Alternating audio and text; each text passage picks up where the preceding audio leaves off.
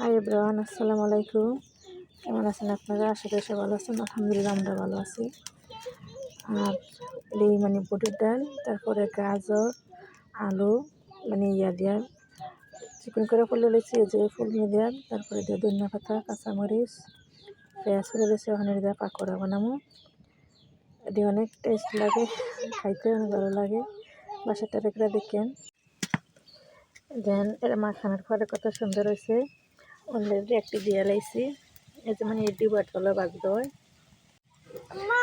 কেমন তুমি রান্না? মাশাআল্লাহ, আমার আম্মু রান্না করতে অনেক সহযোগিতা করতে পছন্দ করে। দেখেন আমার আম্মু আছে রান্না। আচ্ছা আম্মু তোমার ডিমও রান্না করতে পারে। এই যে আমার করা শেষ। অনেক সুন্দর কালার, খাইতে অনেক ভালো লাগে। দাদি আনাম দিছে যে এটা অনেক সুন্দর। ভিডিও ভালো লাগলে লাইক, শেয়ার, ফলো দিবেন। একটু দেখলে চ্যানেল সাবস্ক্রাইব করবেন। আল্লাহ হাফেজ।